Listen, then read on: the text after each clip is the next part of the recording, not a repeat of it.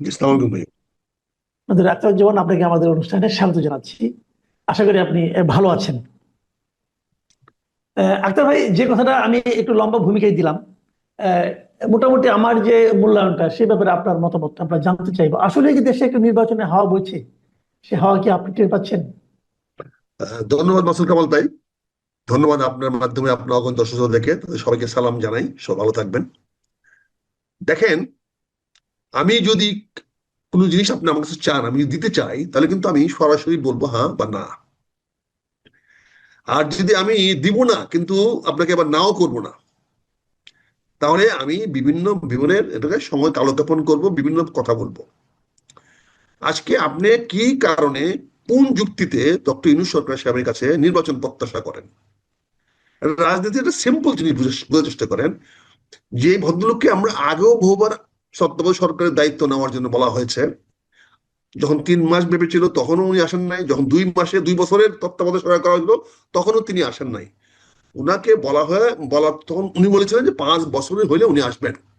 তখন ওনার বয়স আরো কম ছিল, ওনার কর্মক্ষমতা আরো বেশি ছিল। যাই হোক, অনেক ভালো হতো, কিন্তু এইবার উনি হঠাৎ করে চলে আসলেন কেন? তিনি কিন্তু জুলাই মাসে বাংলাদেশে ছিলেন। এই জুলাই বিপ্লবের সময় কিন্তু উনি আদালতে হাজিরা দিয়েছেন, এবং আদালতে হাজিরা দিয়ে 4 তলা 5 তলা এই 85 বছর বয়সে বিদ্যুৎকে শেখ হাসিনা হাঁটাইয়া 5 তলায় উঠাইছে। কেউ কিন্তু প্রতিবাদ করে নাই, সাধারণ মানুষের মতো উনি 5 তলায় উঠেছেন, সেখান থেকে নেমে গিয়েছেন। তারপরে উনি দেশ থেকে চলে গেছেন, অর্থাৎ শেখ হাসিনা তাকে কোনো রকম সমস্যা সৃষ্টি করে নাই। 5ই আগস্টে যখন আপনারা জানেন সরকার পতন যখন হয়ে গেল, দুপুরবেলা 11টার পরে শেখ হাসিনা চলে গেলেন, তখন সেনা প্রধান যখন বললেন যে আমি দেশের দায়িত্ব নিয়ে নিয়েছি, কথাটা মনে আছে কিনা জানেন? যে আমি দায়িত্ব নিয়েছি, এখন একটা সরকার গঠিত হবে, আমি সবার সঙ্গে আলোচনা করতেছি, আপনারা আমাকে সময় দেন, ধৈর্য ধরেন, না, এটা কথা বলেছিলেন যে আপনারা আমার উপর আস্থা রাখেন। আস্থা রাখেন। তো সেখান থেকে আমরা পরে আসিফ মাহমুদের কাছে যে তথ্যটা পাই, যে তারা যখন গিয়ে ওই কাছে ইয়ার অফিসে গিয়ে, এপি না এএফপির অফিসে গিয়ে ওই শামসুল আলমের অফিসে গিয়ে দেখা করলো, সেখানে গিয়ে দেখা করার পরে তারা বললো যে না, তারা ওই ক্যান্টনমেন্টে যাবে না, সেনানিবাসে যাবে না, তারা সরকার আলাদা গঠন করবে। তখন তাদের মধ্যে একটা ঐক্য আলোচিত হয়, এবং সেখানে ডক্টর ইউনূস সাহেবের নাম আসে। এবং ইউনূস সাহেবের নাম আসাতে সেনাপ্রধান নাকি বুকে পাথর চাপা দিয়া সেই নামটা অ্যাকসেপ্ট করেছে, সেটাও আমরা ইতিহাস থেকে জানছি, অর্থাৎ আসিফ মাহমুদের কাছ থেকে জেনেছি, এটি আজকে ইতিহাস। তাহলে পাথর চাপা দিয়ে যে সরকারকে মেনে নেওয়া হলো, সেই সরকার নিশ্চয়ই, তখনই বলেছিলাম আমি, আমার যদি আমার ফেসবুকের লেখাগুলো আপনাকে আমি বলবো, পরে দেখতে পারি, সময় বা বললে পাঠাতে পারি। বলেছিলাম এই সরকার তো নির্বাচিত আসে নাই, এই সরকার আসছে অন্তর্বর্তীকালীন সরকার, অর্থাৎ এই সরকার দেশটাকে হাসিনা বিরোধী মানুষগুলো ঐক্যবদ্ধ করে দেশটাকে ভালোর দিকে নিয়ে যাবে, এবং যতদিন প্রয়োজন পড়ে ততদিন উনি থাকবেন। নির্বাচন দেওয়া ওনার দায়িত্ব নয়। আমি এখনো মনে করি ডক্টর ইউনূস সাহেবের নির্বাচন দেওয়ার দায়িত্ব নয়, এবং সেই ম্যান্ডেট নিয়েও তিনি আসেন নাই। কিন্তু উনি যে কোনো কারণে হোক বিপ্লবী সরকার গঠন না করে উনি চলে গেলেন নির্বাচিত, চলে গেলেন সাংবিধানিক সরকারের দিকে, এবং সাংবিধানিক সরকার গঠন করার পরে উনি নিজের গেরা কলে নিজে পড়ে গেলেন। উনি হাইকোর্ট দিয়ে বক্তব্য দেওয়ালেন যেটা বৈধ। আসিফ নজরুল সাহেব হাইকোর্ট থেকে নিয়ে আসলেন, পরবর্তী আমরা দেখতে পেলাম যে হাইকোর্টের বিচারকরা তখন সেনানিবাসে পালিয়েছিল, তারা কোর্টেও ছিল না, সেটাও আমরা ইতিহাস থেকে জানলাম। কাজে আজকে এই 1টি বছর হয়ে গেল, 6 মাসে তো আপনারা দেখছেন যে কি আলোচনা হয়েছে। আহ সমন্বয় কি বলে ওটা, ঐক্যমত্য করার জন্য জাতির মধ্যে কি আলোচনা হয়েছে, আমরা দেখেন কিভাবে সম্পদ সময়ের অপচয় করা হয়েছে, রাষ্ট্রের সম্পদ অপচয় করা হয়েছে। এখন পর্যন্ত কোনো অশ্বডিম্ব ছাড়া কিছু প্রসব করতে পারে নাই। আজকে একটি ছাত্র সংগঠনের বিশাল সমাবেশ হয়েছে, এবং পাশাপাশি এনসিপি পুরা দলীয় সংগঠন করেছে। এবার এনসিপি কে বলা হচ্ছে তারুণ্যের দল। আজকে বিএনপি রাজনীতিটা দেখেন কত মেচুর পলিটিক্স বিএনপি আজকে করেছে। 3 তারিখে 3রা আগস্ট বিএনপি ঘোষণা করেছিল 2 মাস আগে তারা ছাত্র সমাবেশ করবে, এবং সেটা তারা ঘোষণা দিয়েছিল শহীদ মিনারে, এবং সে অনুযায়ী ঢাকা বিশ্ববিদ্যালয় থেকে শহীদ মিনারের অনুমতি তারা নিয়ে নিয়েছিল। কিন্তু পরবর্তীতে এনসিপি ঘোষণা করলো যে তারা শহীদ মিনারে সমাবেশ করবে 3রা আগস্টে। অগাস্ট। বিএনপি বলল ঠিক আছে। বিএনপি কিন্তু সরে চলে আসলো শাহবাগে, এবং শাহবাগে কিন্তু গত 4 দিন ধরে কিন্তু একটি গ্রুপ, এনজিও গ্রুপ, আন্দোলন করছিল যে এই জুলাই সনদ ঘোষণা করতে হবে, জি। তারা কিন্তু আজকে হাওয়া হয়ে গেল, তাদের কোনো অস্তিত্ব আজকে পাওয়া গেল না, তারা কোথাও নাই। আজকে যে সমাবেশগুলো, তারুণ্যের সমাবেশটা বিএনপি দেখাচ্ছে, ছাত্রদল দেখাতে পেরেছে, তারপরে কোন রাজনৈতিক দল বলতে পারবে যে আগামী তরুণ তাদের পক্ষে? এবং তারেক রহমান উদ্যত্ত আহ্বান যে জানিয়েছে যে যারা এই তরুণ যারা ভোট দিতে পারে নাই, তাদের প্রথম ভোট হোক বিএনপিতে ধানের শীষে, এই যে আহ্বানটা, এই আহ্বানটা যাদের উদ্দেশ্যে জানিয়েছে তারা যে বাংলাদেশের বিশাল তরুণ, এটা তো আজকে প্রমাণিত হয়ে গেছে। আজকে আপনি আমাকে প্রশ্ন করেছেন নির্বাচনের ব্যাপারে, ভাই আমার গা ছমছম করছে। আজকের যে অবস্থানটা, তাতে আমার কাছে কোনো অবস্থাতে ভালো মনে হচ্ছে না। কেন কেন ভালো না মনে না হওয়ার কি আমার কারণ? কাছে বিশাল অশনি সংকট দেখা দিচ্ছে। তারপরে আবার সরকার ঘোষণা করেছে 5 তারিখে সংসদের দক্ষিণ প্লাজায় তারা ঘোষণা করবে। দক্ষিণ প্লাজায় কিন্তু এতকাল জানাজা হয়ে আসতেছিল। আপনি যদি খেয়াল করে দেখেন, বাংলাদেশের যত বড় বড় রাজন্যবর্দের জানাজা হয়েছে, সব জি। কিন্তু দক্ষিণ প্লাজায় হয়েছে। হুম। পরবর্তী শারমিন আক্তার, শারমিন কি স্পিকার, ইনি এটাকে ঈদগাহ বানিয়েছিল, ঈদের জামাতে জাগো বানিয়েছিল। এখন এটাকে আপনি আজকে জুলাই সনদ ঘোষণা করার স্থান করতে যাচ্ছেন, যেখানে আপনার লক্ষ্যটা হলো বর্তমান প্রচলিত সংবিধান বাতিল করবেন। সংবিধান বাতিল করবেন কোথায় দাঁড়িয়ে? যে সংবিধানের অধীনে যে সংবিধান সংসদ রচিত হয়েছে, ওই সংসদকে আপনি দাঁড়িয়ে দক্ষিণ প্লাজায় আপনি করবেন। এই দক্ষিণ প্লাজার বিশাল সামনে, ওখানে যদি আপনি একটা সিটিং অ্যারেঞ্জমেন্ট করে লোক আনতে চান, তাহলে কি পরিমাণ লোক আপনাকে আনতে হবে? আর যদি স্বতঃস্ফূর্ত জনতা আনতে চান, তাহলে আরো কত বেশি লোক লাগবে? তারপরে আপনি সকাল 11টা থেকে আপনি দিয়েছেন গান বাজনার আসর, একটা জাতীয় সমস্যার সমাধানের জন্য আপনি দিয়েছেন একটা গান বাজনার আসর। 5 তারিখে আপনি ওখানে সকাল 11টা থেকে গান বাজনা শুরু করবেন সাংস্কৃতিক মন্ত্রণালয়ে। আজকে আবার দেখলাম আপনার 16টি ট্রেন দিয়ে বিভিন্ন জায়গা থেকে মানুষ আনবেন। তার জন্য নাকি 60-70 লক্ষ টাকা বাজেট করেছেন, সেই মন্ত্রণালয় থেকে, মুক্তিযুদ্ধ মন্ত্রণালয় থেকে দেওয়া হয়। তাহলে এগুলো কিসের আলামত?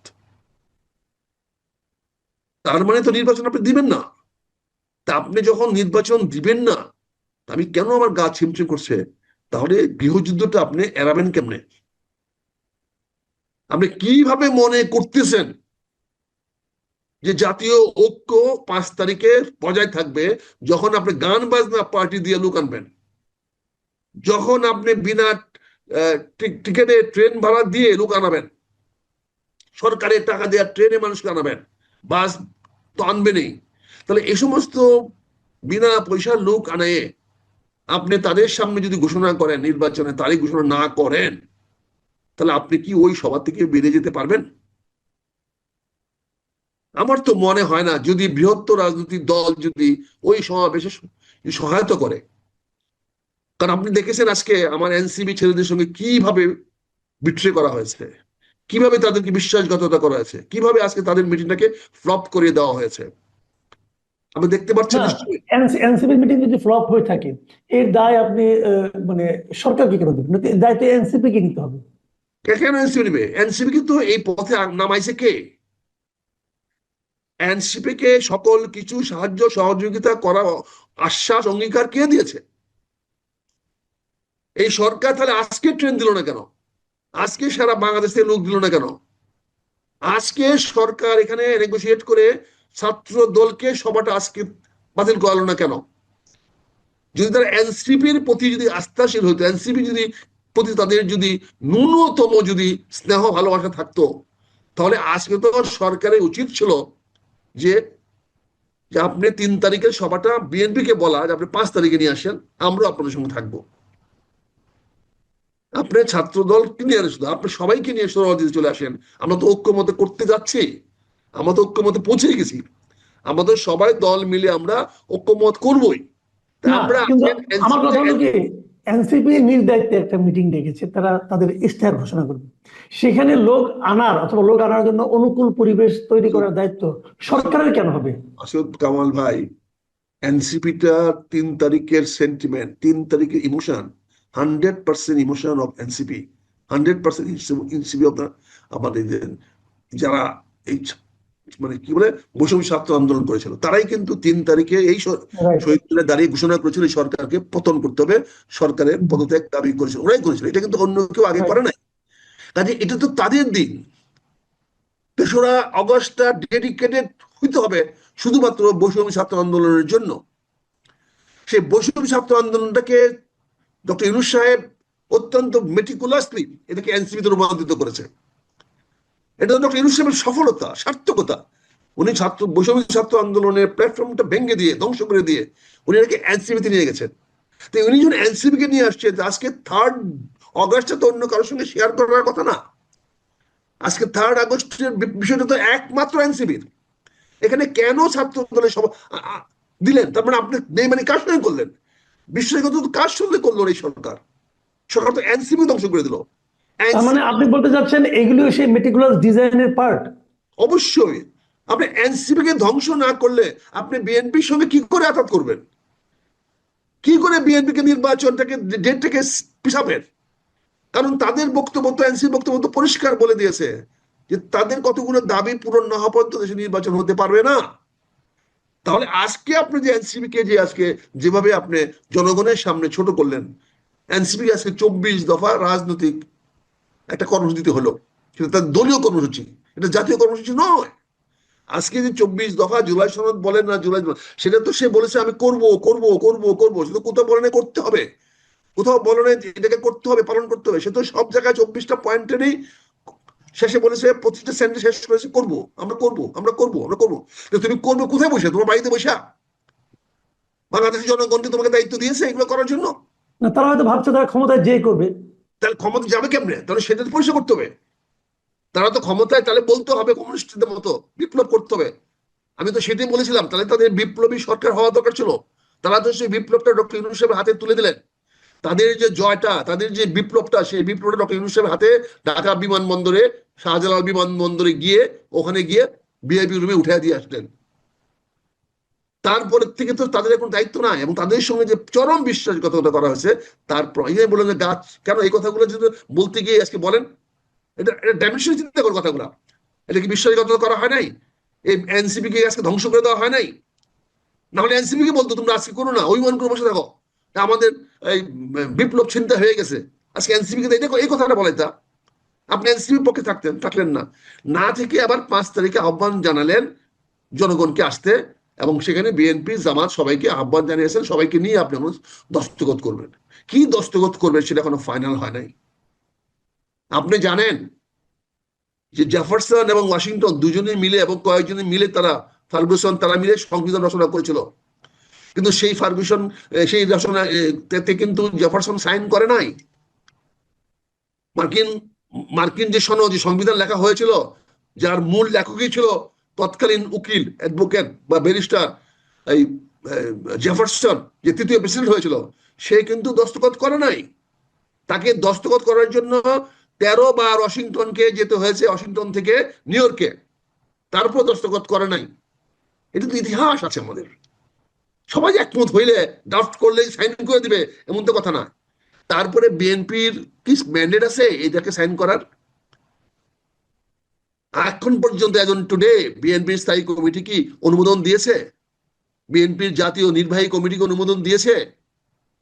বিএনপি দলগতভাবে কি সম্মেলন করেছে এই সনদ দস্তখত করার জন্য? এই সনদকে আমি সাইন করে দিয়ে গেলে হবে? সালাউদ্দিন সাইন করে দিলেই সনদ হয়ে যাবে? এই সনদ কি বিএনপি মানবে? এই সনদকে আলোচনা করার জন্য পাঠিয়েছে, কিন্তু এই সনদটাকে ডক্টর ইউনূস সাহেবের নেতৃত্বে দস্তখত করার জন্য কি পাওয়ার দিয়েছে সালাউদ্দিনকে? না, 5 তারিখে তো সনদ করা হবে না।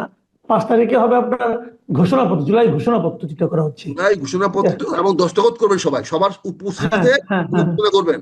তাহলে সেখানে কি আমার সালাউদ্দিন সাহেবকে যাওয়ার অনুমতি মহাসচিব দিবে? এবং মহাসচিবকে ওই সভায় যাওয়ার অনুমতি কি জনাব তারেক রহমান সাহেব দিবেন? কারণ এখন দাওয়াতটা তো করতে হবে তারেক রহমান সাহেবকে, ওখানে তারেক রহমান সাহেবকে দাওয়াতটা করতে হবে। সকল দলের পক্ষ থেকে যদি বিএনপি যেতে হয় তো বিএনপি তারেক রহমান সাহেব যাবে, অথবা তিনি যাকে মনোনীত করবেন। রাইট, তাহলে রাইট। উনি কেন মনোনীত করবেন কাউকে, যেখানে দলীয় প্রধান কিন্তু আসতে হবে? দলীয় প্রধানে আসার ব্যবস্থাটা আপনি কেন করলেন না? কেন নিশ্চিত করলেন না যে উনি যেন তারেক রহমান সেদিন বাংলাদেশে উপস্থিত থাকে? এটা করার দায়িত্ব কার ছিল ভাই? আপনি তো একজন সাংবাদিক, পুরনো বয়স্ক মুরব্বী সাংবাদিক, আপনি বলেন। রাজনৈতিক আলোচনার দৃষ্টিভঙ্গিতে আপনি বলেন। আপনি বললেন সকল দলের সবার সামনে দস্তখত হবে। সকল দল বলতে আপনি কাকে বোঝাচ্ছেন? তারেক রহমান সাহেব ছাড়া অন্য কেউ যদি সেখানে যায়, এটা কি দলের উপস্থিতি বোঝায়? দেশমাতা খালেদা জিয়ার উপস্থিতি ছাড়া যদি এখানে বিএনপির হাজারো নেতাও যায়, লক্ষ লক্ষ নেতা কর্মীও যায়, তাও কি সেটা বিএনপি উপস্থিত বোঝায়? ওই উপস্থিতিতে অবশ্যই দেশমাতা খালেদা জিয়া থাকতে হবে, অথবা তার জায়গায় তার পুত্র জনাব তারেক রহমান থাকতে হবে। হ্যাঁ, তারপরে যদি ওনারা যদি কাউকে মনোনীত করেন, নির্বাচিত করেন, সেটা জি। অন্য বিষয়, করতেই পারেন। কিন্তু সেটা কি হয়েছে কিনা আমরা জানি না। আমরা এখন পর্যন্ত জানি না। আজকে 3 তারিখ চলে গেছে, 4 তারিখ শুরু হয়ে গেছে, আমরা এখন পর্যন্ত জানি না বিএনপির কে সেখানে যাবে। জি। তারপরে দেখেন জামাতের আমির হাসপাতালে অপারেশনে নিয়ে তার জীবন মরণ লড়াই করছে। তার হ্যাঁ, উনিও তো আসতে পারবেন না। উনিও আসতে পারেন না। হয়তো ওনাকে স্ট্রেচারে করে নিয়েও আসতে পারে, জানি না আমি। ঠিক না? মনে হয় না। না, তাহলে এখন মনে করেন এই ধরনের একটা অবস্থায় তার মানে কি? তার মানে আপনি যে ঘোষণাটা দিবেন, সেই ঘোষণায় যদি কোনো লোক যদি প্রতিবাদ দাঁড়ায় পড়ে, মানি না মানি না, অতীতে কি হয় নাই? অতীতে মোহাম্মদ আলী জিন্নাহ যখন বলেছিল বাংলা ভাষা ইংরেজি হবে রাষ্ট্রভাষা, তখন কি মানুষজন ওনার সবার থেকে বেরিয়ে আসে নাই? সেই সবাই থেকে কি বলে নাই মানি না মানি না, মানবো না? এটা ইতিহাস তো আছে। এই ঢাকাতে তো কার্জন হলে তো ঘোষণা দিয়েছিলেন Mohammad Ali Jinnah, English will be the right. State language of Pakistan. সেদিন কি বাঙালি ছেলেরা মেনেছিল? তারা কি সেদিন ওনার সামনে থেকে বেরিয়ে আসে নাই? তা না, আপনি কি ওটা ওটা চাচ্ছেন? ওটা তো ছিল আমাদের জাতীয় অনুভূতির বিপরীতে। না না, এটা নাও হতে পারে। এখন যদি আপনি 5 তারিখে এমন কিছু ঘোষণা দেন তা যে মনে হয় হবে না। ঘোষণা জাতীয় স্বার্থের পরিপন্থী, অথবা যদি আপনি নির্বাচনে ঘোষণা না দেন, তাহলে কি হবে? 5 তারিখে কি নির্বাচনের ঘোষণা দেওয়ার কোনো কথা আছে? তাহলে আপনি কি বলবেন? আপনি কেবল আপনি কেবল পাঁচ নির্বাচনে তারিখে ঘোষণা না। দেবেন না, তাহলে মানে আপনি আগামী বছর 1 বছর থাকবেন কিভাবে? কি বৈধতার বলে? বিপ্লব তো নাই। বিপ্লব তো আপনি ধ্বংস করে দিয়েছেন। আজকে তারা হয়তো হাসিনার পলায়নটাকে উদযাপন করবে, এটা হতে পারে ওই বর্ষপূর্তি। বাট সেটা তো হাসিনা উইল বি অনার্ড। হাসিনার পলায়নে পূর্তি পালন করেন, তাহলে হিরোকে হিরোকে জনগণ বলেন। হিরো, জনগণ তারা জনগণ হাসিনাকে হিরো সরাতে কোথায়? পেরেছিল। জনগণ হিরো কোথায়? আমরা এই বাংলাদেশের হিন্দুরা ওই কি বলে দুর্গা পূজা করে, আর শ্রীলঙ্কার হিন্দুরা ওরা রাবণ পূজা করে। বুঝতে পারছেন না হম, পার্থক্যটা হম। কোথায়? শ্রীলঙ্কার লোকেরা রাবণ পূজা করে, আর আমাদের দেশের লোকেরা হিন্দুরা দুর্গা পূজা করে। তা আপনি এখানে শেখ হাসিনাকে তো তাহলে পটভূমিতে কে আসবে? শেখ হাসিনাকে নিয়ে আসতো, আপনি ভিলেন হিসেবে নিয়ে আসবেন, কিন্তু তার মূল চরিত্রটা তাহলে কার হচ্ছে হম। বলেন? তাহলে সেই জি। মূল চরিত্রে তো শেখ হাসিনার বক্তব্য চলে আসবে এখানে। কি কারণে, কি প্রেক্ষাপটে এই সরকার আসছে? তার মানে শেখ হাসিনার ব্যর্থতা ধরে আপনি আসছেন। এখন যদি কেউ বলে যে শেখ হাসিনাকে মেটিকুলাসলি ব্যর্থ করানো হয়েছে, মেট্রিকুলাসলি তাকে এরকম নির্মম করা হয়েছে, মেট্রিকুলাসকে তাকে দিয়ে ছাত্রদিকে হত্যা করানো হয়েছে যাতে এই সরকার ক্ষমতায় আসতে পারে, আপনি কি এই জি। পারসেপশন উড়াইতে পারবেন? এই না। রিয়াকশনটা উড়াইতে পারবেন? আপনি অস্বীকার করতে পারবেন? লজিক্যালি কি জি। আপনি এটা বলতে পারবেন যে লজিক্যাল না, এটা যুক্তিপূর্ণ বক্তব্য না? অনেক ধন্যবাদ। অনেক ধন্যবাদ মেজর অবসর তাকরুজ্জামান। আপনি আসলে এমন ভাবে কথা বলেন যে আপনাকে মাঝখানে থামানো খুব কঠিন হয়ে যায়, কারণ কথাগুলি একটার সঙ্গে আরেকটা এমন ভাবে সংযুক্ত থাকে। আপনি লজিক দিয়ে কথা বলেন, যে কারণে এখানে আসলে মানে মাঝখানে এই থামানোটা খুবই কঠিন। তারপরে আমার মনে হয় দর্শকরা এটা এনজয় করেন আপনার কথা। আপনার দর্শকরা, আমার এখানেও দেখেছি অনেকেই আপনার খুবই মানে ভক্ত হয়ে গেছেন এরই মধ্যে, থ্যাংক যে ইউ, আপনি খুব আপনাকে ভালো আমাকে বলেন। সুযোগ দিয়েছেন। আমার মনে হয় সেই দর্শকটা এবার আবার খুশি হবে আপনাকে পেয়েছেন। আগামীতে ইনশাল্লাহ আপনাকে আবার আমরা যদি পাই, আপনি যদি সময় দিতে পারেন, আমরা খুব আনন্দিত।